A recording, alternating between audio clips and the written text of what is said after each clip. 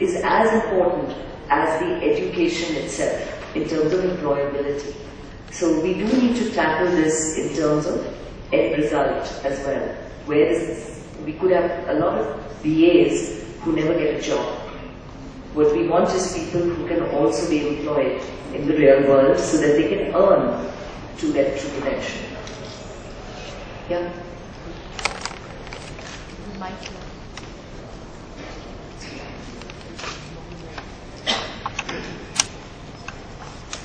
Good morning, ma'am. My name is Naina Lal Kidwai. Thank you so much for sharing your mantras with us. They were very inspirational for those of us who are young in age and young at heart, and I'm sure for those who are young at heart as well.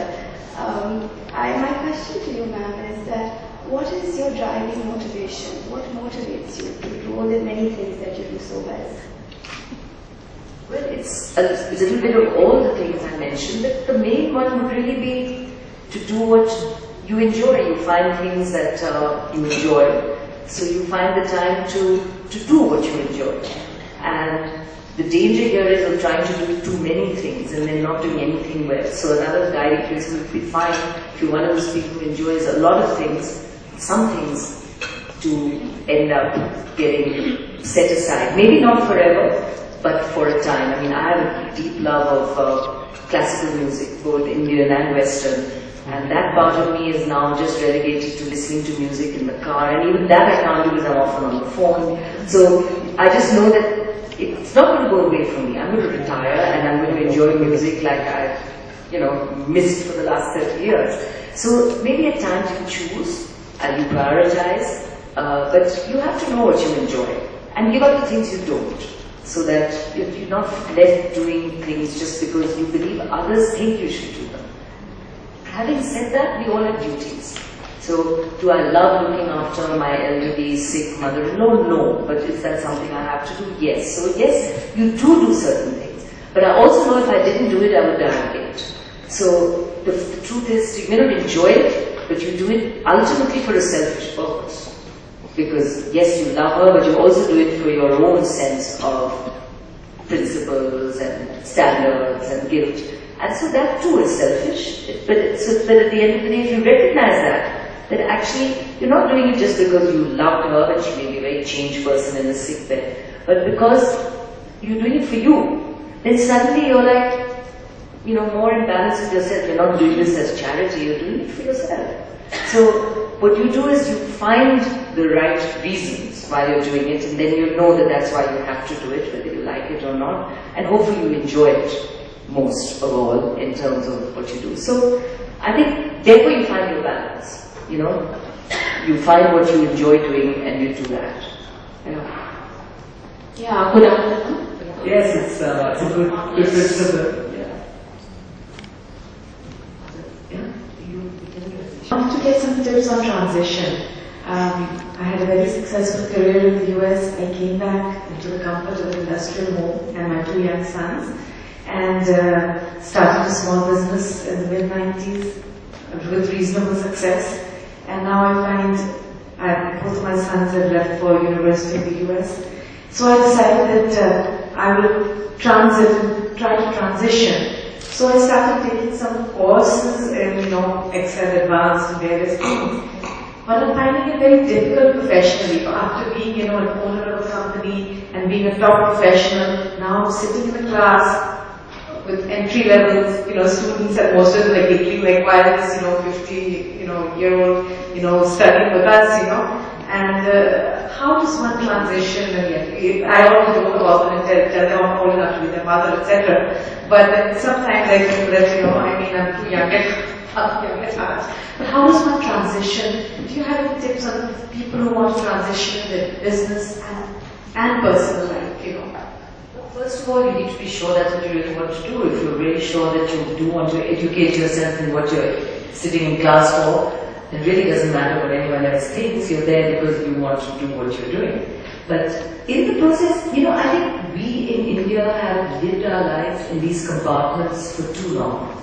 The compartment of we will study till such age and then we will have our careers. Then when we have our careers, we can only work one way, that you stay in the organization. If you leave forever, you don't come back. the world has moved on, and I think companies here are beginning to recognize this as well. I have friends even today all around the world, unfortunately also 2 or 3 Indian ones, who've gone back to study at the age of 50 and 60.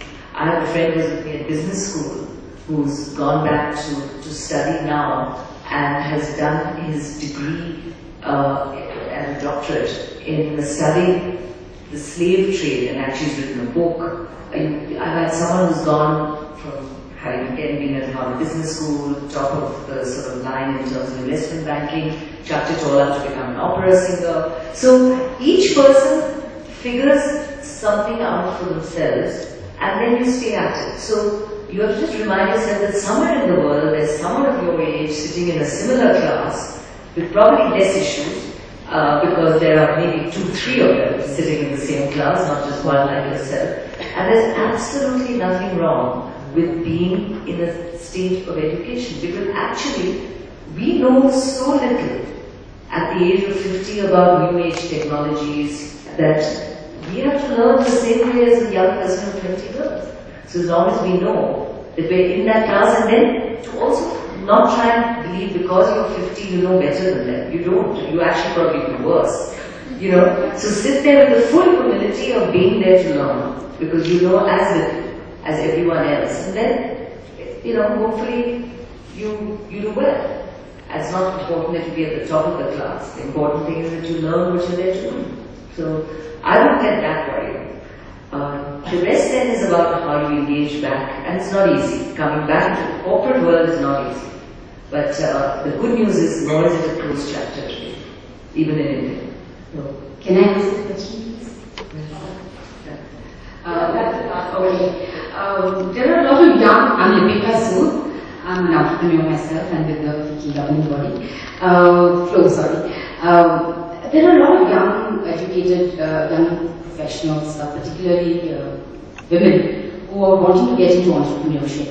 But I would think social entrepreneurship is something that we are not really seriously looking at, particularly in India. And I feel there's a lot of scope in it. You being from the industry and social entrepreneurship, to my mind, I think is very big now. How can one encourage young men and women, particularly women, to come into social entrepreneurship, either through education or what, through industry? I think there are many social entrepreneurship programs, and many kids are coming through these social entrepreneurship programs. You know, they could be part of MBA programs, they could be part of other programs. At FICCI, in fact, we've got a huge program we're running called the Millennium Alliance, which is with USAID, which has asked for applications from people who have ideas for the bottom of the pyramid, and therefore very much in the social entrepreneurship mode. So over 1,500 applications have come in from men, women, all ages, many, many very young people. So there's clearly, as you say, a desire of young people to engage in that space. Funding for these is available, but it's not easy. So that becomes the next pledge. In fact, I was moderating a session just 3-4 days ago when the President ADB and our Finance Minister were part of this exercise at the Asia Development Bank event, which just happened in Greater Noida. And the panel had a bunch of young entrepreneurs who were talking about their experiences. And that first stage of funding for all of them was what we call mom-and-pop financing. You go to the mothers, fathers, uncles, you use your own money. And that first $1 million is very hard to get, because very few outsiders will bet on you. There are some social entrepreneurship funds, but even they really look at a technology that is stabilized. So what all these young people did was really get into a stage where it was at least at a pilot, they could demonstrate success. And then they did find money from funds like Acumen and others. There are some funds that fund them. But it is not easy in terms of funding. Mentors, they all managed to find. And the other challenge, because when I asked the question, so how do you attract the first few people to work with you? After all, you can't do it on your own. And why should someone join you? You're a startup. It was also interesting. They said they looked for people who had a passion to do what they were doing. and they found they could get away with paying half the market price. You have to pay something, but they could attract talent at half the market price because they found the people who had the passion. Only one of them, one of the women there actually said that she had to pay above market to attract talent. So somewhere there you can find this group, make sure that it works, but you have to demonstrate that the idea works before you can get money. And of course finding the right mentors always helps. There are groups like TIE, the Association of Indian Entrepreneurs, which there's a lot of guidance coming from California. NASCOM does this, FICCI has this Millennium Alliance Fund. The government is looking at setting up a technology innovation fund for bottom of the pyramid type of innovations. So there are, I hope, over time going to be the sort of venture capital that we need to help this sector. But it is not easy as you enter into it, but nor is it impossible. And many have succeeded and in fact will make a big difference. So for those of you interested, that please don't lose heart.